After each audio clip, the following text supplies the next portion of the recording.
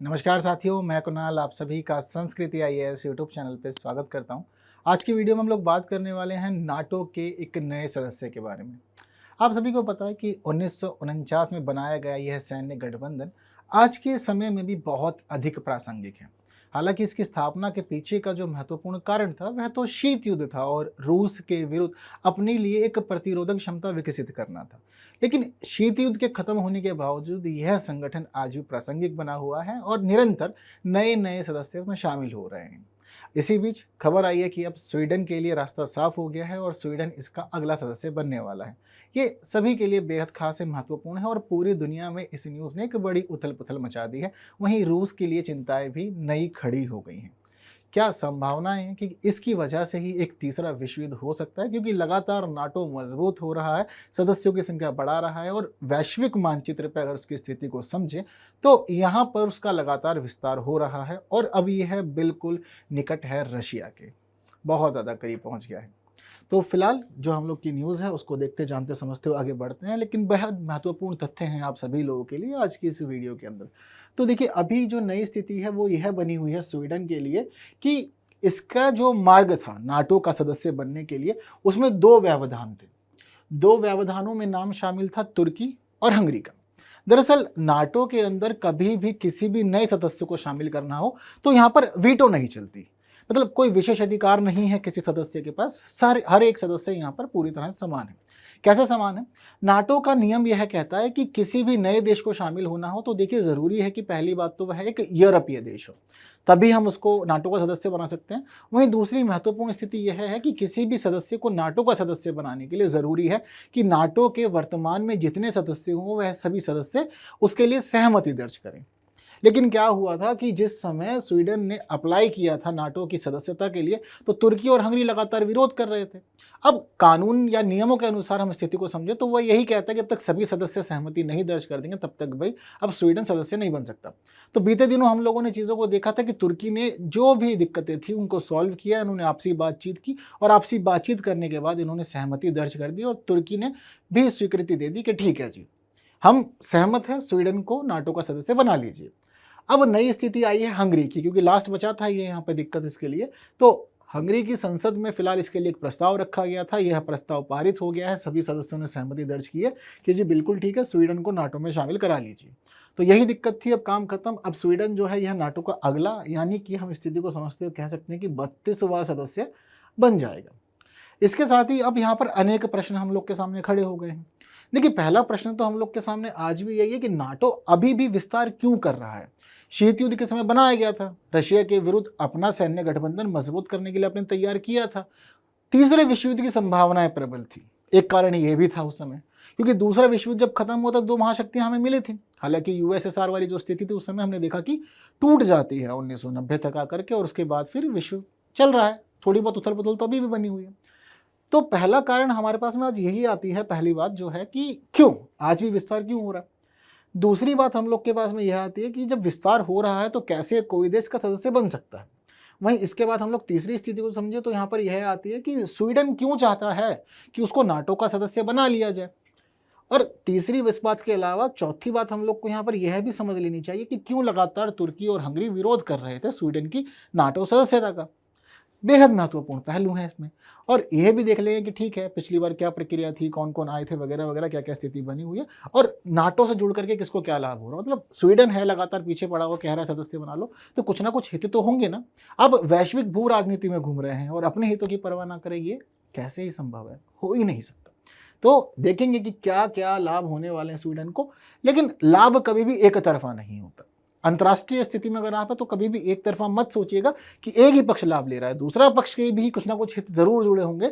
NATO को भी Sweden से लाभ होगा, इसमें भी कोई दो राह नहीं है। हर एक मामले को समझते जानते हुए आगे बढ़ते हैं, लेकिन वो सबसे पहले जरूरी है कि हम लोग समझें कि एक प्रश्न जो आपसे प्री परीक्षा में पूछा जा सकता है कुछ इस प्रकार का रहेगा। तो यदि आप लोग को चीज़ें क्लियर हैं तो कुछ नहीं, बस एक प्यारा सा कमेंट कीजिए, आंसर बता दीजिए।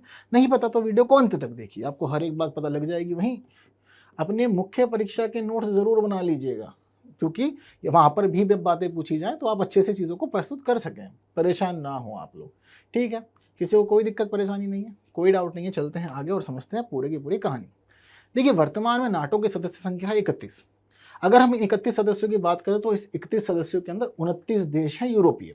और ये बात भी ध्यान रखिएगा कि आज भी अगर मेंबरशिप ओपन है तो सिर्फ यूरोपीय देशों के लिए ओपन है, इसके अलावा नहीं है।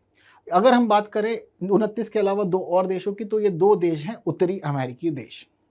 अमेरिका तो प्रमुख ही रहा है शुरुआत से, उसके द्वारा ही गठबंधन स्थापित किया गया था, तो वह इसमें प्रमुख है। बाकी दो देश उत्तरी अमेरिका महाद्वीप से आते हैं, बल्कि 29 देश जो हैं ये यूरोपीय महाद्वीप से आते हैं। टोटल संख्या हो जाती है 31। ये बात भी ध्यान रखिएगा, स्वीडन के साथ ही यहाँ पर अब संख्या जो है वह 30 हो जाएगी। यहाँ आपको भी समझते चलिए, क्योंकि अब कुछ ही दिन रह गए हैं, कुछ ही दिनों के बाद ऑफिशियल अनाउंसमेंट हो जाएगी और कंप्लीट मेंबर बना लिया जाएगा स्वीडन को नाटो का। इस संगठन से या इस सैन्य गठबंधन से जुड़ने का जो प्रमुख कारण है, वह प्रमुख कारण है इसका अनुच्छेद 5। जो नाटो चार्टर है, नाटो चार्टर का अनुच्छेद 5 आज भी पूरी दुनिया में एक बड़ी उथल पुथल का विषय बना हुआ है, बड़ी चिंता उत्पन्न करता है। और यही अनुच्छेद 5 था जिसने 1949 में बड़ी उथल पुथल मचाई थी इसके स्थापना के समय। हालांकि जब स्थापना हुई थी तो उस समय मात्र 12 ही देश आए थे साथ में, लेकिन अब लगातार संख्या बढ़ते बढ़ते इसकी अब 32 होने को है। तो 49 में जब यह चार्टर आया नाटो का अनुच्छेद 5, तो इसने यहाँ पर सीधा सीधा घोषणा कर दी। और ये जो घोषणा थी, यह घोषणा की गई थी द्वितीय विश्व युद्ध की स्थितियों को समझते हुए। यूएसएसआर की स्थिति जो थी वह उस समय देशों के गठबंधन वाली ही थी। तो अमेरिका को पहले ही संदेह था कि दो महाशक्तियां हैं और झड़प हो सकती है, आमने सामने आएंगे, जरूरी है कि मैं खुद को मजबूत स्थिति में रखूं। अगर मैं मजबूत स्थिति में रहूंगा तो संभावनाएं हैं कि सामने से हमला ना हो और हम बच के निकल जाएं। जरूरी नहीं है कि हर बार अपनी क्षमताओं को बढ़ाने का अर्थ जो है वह सिर्फ युद्ध करना ही हो। अपनी क्षमताओं को बढ़ाने का एक उद्देश्य प्रतिरोधक क्षमता भी विकसित करना हो सकता है। हम चाहते हैं कि यह निवारक के रूप में कार्य करे, युद्ध को बढ़ावा ना दे। निवारक के रूप में कैसे काम करेगा? सामने वाले को पता होगा कि उसके पास में क्षमताएं हैं, युद्ध होगा तो नुकसान मुझे भी होगा, तो सामने वाला पक्ष भी थोड़ा ठहराव की नीति को अपनाएगा, इसमें कोई दिक्कत नहीं है। जैसे भारत की स्थिति है, भारत ने हमेशा क्या किया है कि देखो हम परमाणु बनाएंगे, हम हर तरफ से हर क्षेत्र में आगे बढ़ेंगे, उन्नति करेंगे, इसमें कोई दो राय नहीं है। लेकिन उस सब के बावजूद एक चीज जो आपको ध्यान रखनी है वो यह है कि हम युद्ध को नहीं ललकार रहे हैं, हम युद्ध को नहीं चाह रहे, हम बस चाहते हैं कि शांति बनी रहे और हम कभी भी पहले आक्रमण नहीं करेंगे। इसके लिए पूरी दुनिया हमेशा से आश्वस्त रहे और जो स्थिति आज भी बनी हुई है, भारत कभी भी पहले आक्रमण की नीति को नहीं अपनाता, भारत हमेशा से पीछे रहता है। हाँ, छेड़छाड़ करोगे तो हमारे जो वर्तमान प्रधानमंत्री है मानने वाले नहीं है, वो कहते हैं कि घर में घुस के मारेंगे, चिंता की कोई बात नहीं। ठीक उसी प्रकार नाटो को स्थापना का एक प्रमुख कारण यह भी था कि जरूरी नहीं है कि युद्ध ही करना है, बस ये चाहते थे कि एक निवारक के रूप में नाटो काम करे और सामने वाले लोग थोड़ा ठहराव की नीति अपनाएं, वह हमला करने से पहले सोचे कि हाँ इनके पास में क्षमता है।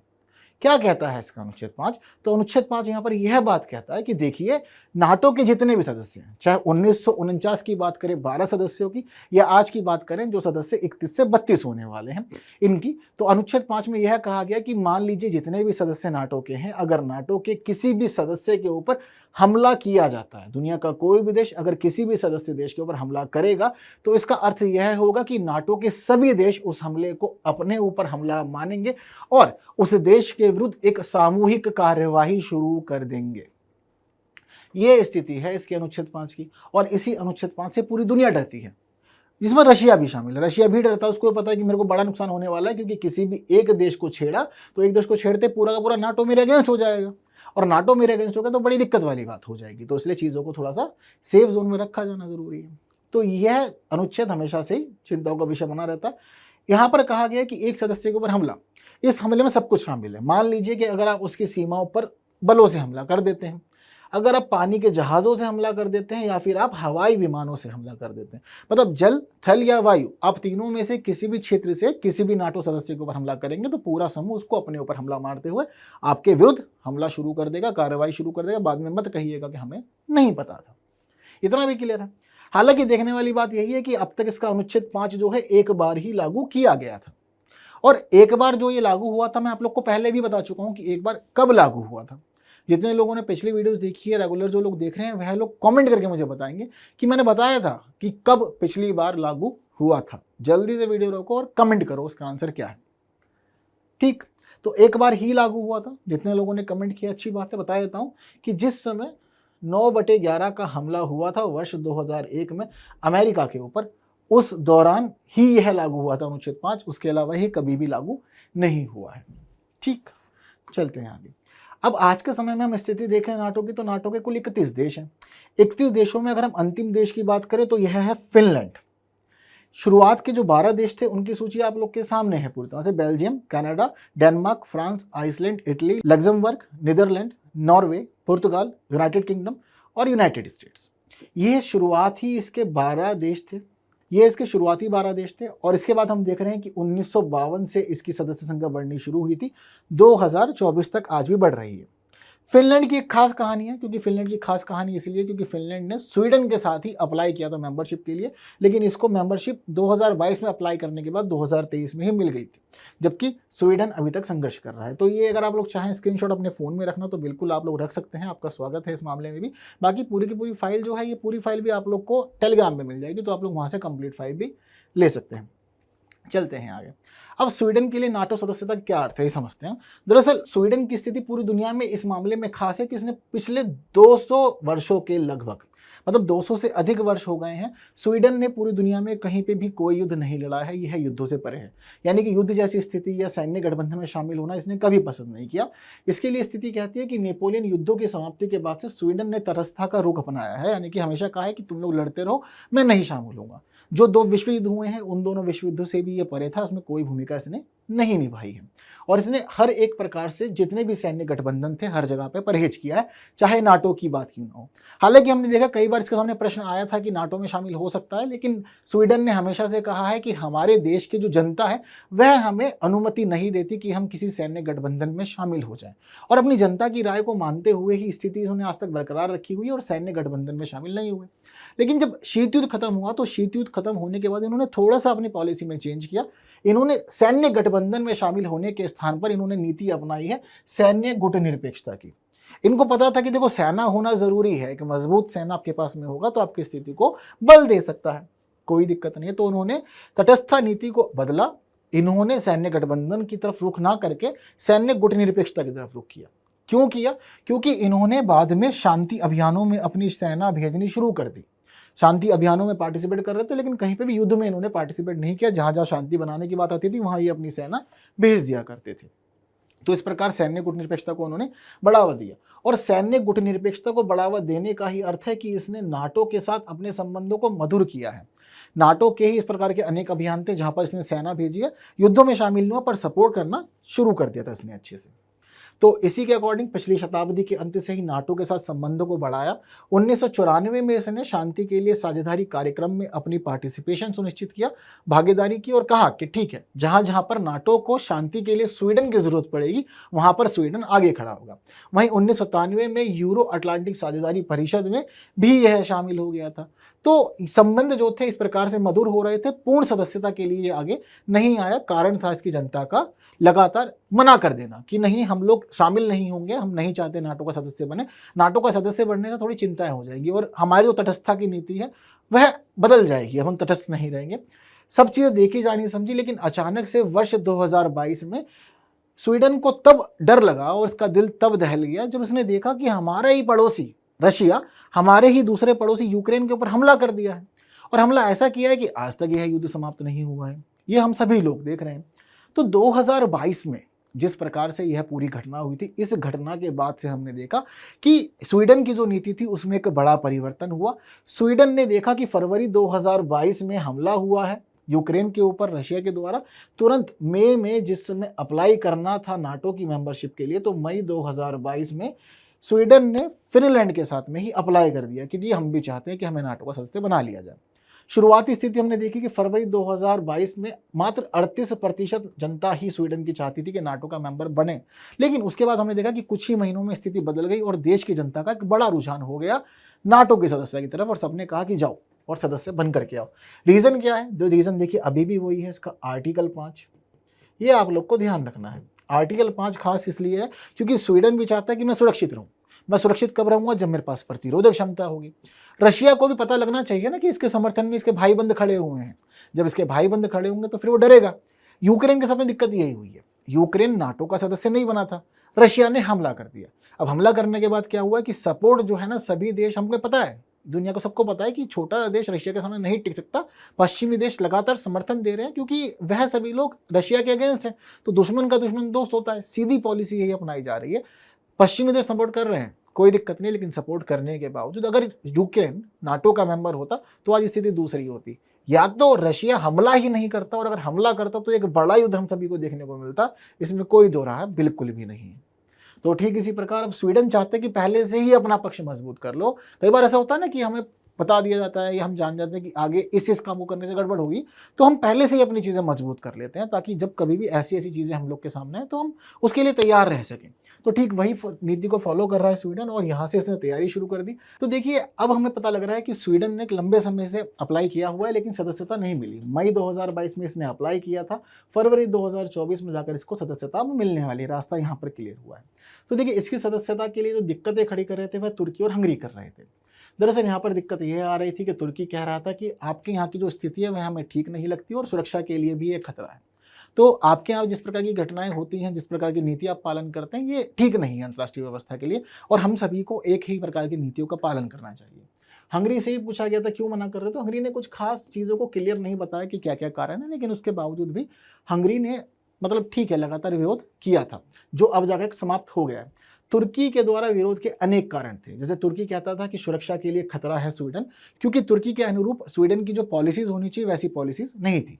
जैसे कि स्वीडन की एक स्थिति यह थी कि स्वीडन के अंदर एक कुर्द आतंकवादी संगठन है जिसका नाम है कुर्दिस्तान वर्कर्स पार्टी।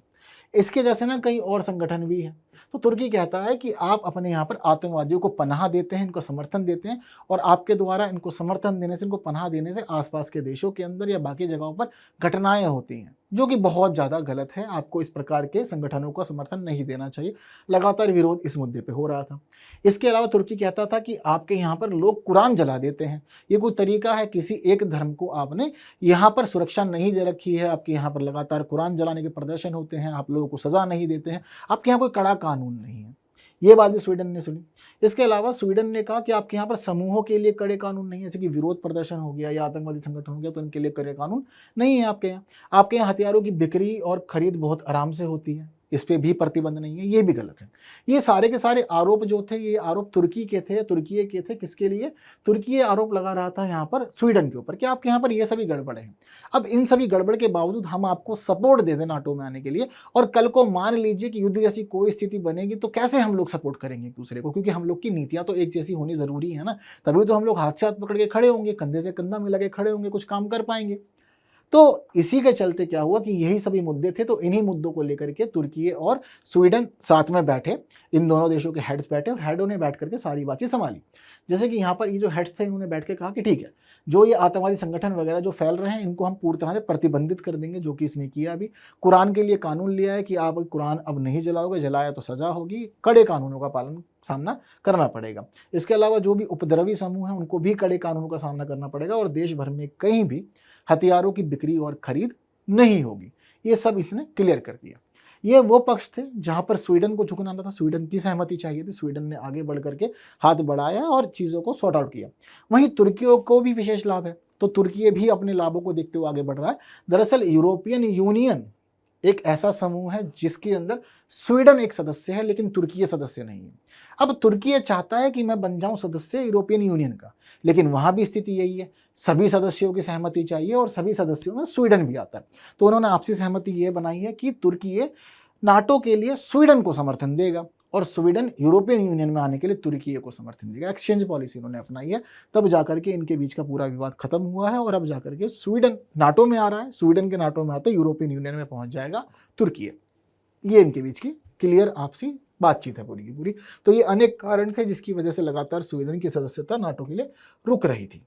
अब स्वीडन नाटो में आएगा तो विशेष लाभ क्या होने वाले हैं? जैसे कि मैंने नाटो वाली स्थिति आपको पहले बताई है कि एक सदस्य पर हमला होगा तो सबके ऊपर हमला माना जाएगा। तो सबसे पहले तो स्वीडन चाहता है कि रूस के विरुद्ध मेरी जो स्थिति है थोड़ी मजबूत हो जाए, मैं यूक्रेन ना बनूं भविष्य में, या मुझे कोई यूक्रेन 2 ना कहे। तो मैं इस स्थिति बचते हुए पहले ही अपनी जो भी क्षमताएं हैं या जो भी मुझे निवारक उपाय अपनाने हैं मैं अपना लेता हूँ। तो रूस के वर्चस्व को कम करना, उसके प्रभुत्व को रोकना पहला उद्देश्य है। अतिरिक्त ताकत से संघर्ष छिड़ने की खतरे की कमी, यह मानता है कि देखिए जिस प्रकार से मेरी अगर क्षमताएं विकसित हो जाएंगी तो युद्ध नहीं छिड़ेगा, इसकी पूरी पूरी संभावना है। तो इस तरफ निवारक के रूप में इसको अपना रहा है। वहीं साथ साथ नाटो परिषद में समान अधिकार मिल जाएंगे स्वीडन को। नाटो परिषद नाटो के लिए महत्वपूर्ण निर्णय लेने वाली परिषद है, हर सदस्य को बराबर अधिकार मिलता है। तो अब नाटो परिषद में नाटो के लिए किसी और देश के लिए कोई भी निर्णय लिया जाएगा, वहां भी स्वीडन की बराबर भूमिका हो जाएगी। और स्वीडन का पहला और महत्वपूर्ण उद्देश्य सिर्फ इतना ही है कि मुझे बस सुरक्षा मिल जाए, मैं प्रोटेक्टेड फील करूं, मेरे लिए कोई खड़ा रहे। इसी वजह से बस मैं नाटो में शामिल होना चाहता हूं। लेकिन नाटो को भी इससे विशेष लाभ होंगे, उनको भी समझना जरूरी है। जैसे कि नाटो के सैन्य और भौगोलिक विस्तार होगा। पहली बात तो यही मानी जाती है कि यूरोप के अंदर अगर आप स्वीडन की सेना को देखेंगे तो आधुनिक है। केवल थल सेना ही नहीं, जल सेना के अलावा वायु सेना भी वहां पर बहुत अधिक उन्नत है, तकनीकों से सुसज्जित है। तो इस प्रकार यहाँ पर नाटो की जो सैन्य क्षमता उसका विस्तार होगा ही होगा। तो चार्टर के अनुच्छेद 5 का पालन करने में मदद होगी। वहीं भौगोलिक विस्तार होगा, इसमें कोई दो राय नहीं है। दुनिया का एक देश और जुड़ जाएगा और यह जो देश है, यह देश भी हो जाएगा एक नाटो देश। तो अच्छी खासी स्थिति मजबूत हो जाएगी यूरोप के अंदर आपकी, यहाँ पर हम देख पा रहे हैं। वहीं हम देख पा रहे हैं कि स्वीडन का एक महत्वपूर्ण हिस्सा बना हुआ है इस पूरे क्षेत्र में। तो यहाँ पर क्या होगा कि ये जो मार्ग है, यह मार्ग भी अब काफ़ी ज़्यादा सेफ हो जाएगा, काफ़ी अच्छा मार्ग हो जाएगा। तो संपूर्ण बाल्टिक तट रेखा नाटो क्षेत्र बन जाएगी। अब अगर हम स्थिति को समझते हैं यहाँ पर, तो देखिए फिनलैंड पहले ही ज्वाइन कर चुका है, स्वीडन बन जाएगा। तो ये बाल्टिक क्षेत्र जो है पूरा पूरा नॉर्वे, स्वीडन, फिनलैंड के साथ ही Estonia, Latvia, Lithuania, Poland, Germany, France, UK, मतलब सभी देश जो हैं ये एक तरफ से सारे नाटो देश हो जाएंगे। और रशिया को टक्कर देने में ना इस क्षेत्र में एक बहुत बड़ी मदद मिलेगी इसकी वजह से। वहीं अगर आप जल मार्ग का प्रयोग करना चाहेंगे नाटो देश, तो उनके लिए यह पूरा जल मार्ग पूरी तरह से सेफ रहेगा, क्योंकि सभी देश एक ही समूह के हैं। वहीं थल मार्ग भी पूरी तरह से एक तरह जुड़ जाएगा और रशिया के विरुद्ध एक अच्छी क्षमता ये हर तरफ से विकसित कर लेंगे। यह भी हम लोग यहाँ पर देख पाएंगे। इसके अलावा हम देखते हैं कि बस अब संपूर्ण बाल्टिक तट रेखा पर एक ही क्षेत्र है। एक तो रूसी तट है जो नाटो में शामिल नहीं होगा, वहीं एक स्थान है जिसका नाम है कलिनिनग्राद। तो ये दो क्षेत्र जो हैं बस रशिया के पास रह जाएंगे या अलग रहेंगे, बाकी सभी नाटो क्षेत्र बन जाएंगे। ये यहाँ पर क्लियर हो गया। तो रूसी हमले की स्थिति में बाल्टिक राज्यों की रक्षा करना बहुत अधिक आसान हो जाएगा। जैसे को मैं बताया कि जल मार्ग भी क्लियर है, स्थल मार्ग भी क्लियर है, हर जगह पे प्रॉपर सहयोग की स्थिति इनके लिए बन गई है। स्वीडन की भौगोलिक स्थिति का विशेष लाभ उठाएगा नाटो, जैसे कि आपको मैंने बताया किस प्रकार से बस एक बीच का देश यानी कि फिनलैंड और नॉर्वे के बीच में स्वीडन का जो बड़ा हिस्सा था यही नाटो का नहीं था। अब यह सब कुछ जो है एक तरह से हम देख सकते हैं कि सब नाटो में हो गया है। आपूर्ति मार्ग सुव्यवस्थित हो जाएगा। अब अगर कुछ भी माल ले जाना है, छोड़ना है, भेजना है, तो इसके लिए भी सब रास्ता ठीक है। नाटो के देश आपस में सहयोग करेंगे, इसमें भी कोई दो राय नहीं है। हालांकि युद्ध के अलावा नाटो के देश आपसी सहयोग में भी बहुत महत्वपूर्ण भूमिका निभाते हैं। तो स्वीडन के इस प्रकार से जुड़ जाने से आसपास के जो देश हैं उन सबको भी विशेष लाभ होगा, इसमें कोई दो राय बिल्कुल भी नहीं है। अच्छी स्थिति हो जाएगी। तो एक तरफ स्वीडन को कुछ लाभ होने वाले हैं रक्षा क्षेत्र में, वहीं नाटो को विशेष लाभ होने वाले हैं अनेक मामलों में, ये हम देख पा रहे हैं। तुर्की को क्या लाभ है, हंगरी की क्या स्थिति है, हमने हर एक पे चर्चा कर ली है। तो देखिए एक इस प्रकार का प्रश्न मैंने आप लोग को शुरुआत में दिखाया था, तो जल्दी से अब इसका आप लोग कमेंट में आंसर दे दीजिए, क्योंकि बेहद सरल हैं चीज़ें। और अपने मेंस के नोट्स ज़रूर बना लीजिएगा, इसमें भी आपको परेशानी नहीं होनी चाहिए। ठीक है, तो अभी हम लोग इस वीडियो के बाद में अगली कुछ बातचीत करेंगे कुछ अगली वीडियो में। लेकिन वीडियो पसंद आई है तो बाकी साथियों तक ज़रूर शेयर करना है। सेशन को लाइक के बिना नहीं जाना है, ये भी आपकी जिम्मेदारी है। हाँ, आपको आंसर चाहिए होगा तो मैं आपको बता देता हूँ, इस प्रश्न का उत्तर यह है। तो अब अगली वीडियो में मुलाकात करेंगे कुछ नई बातों के साथ। तब तक के लिए मुझे विदा दीजिए। Thank you so much.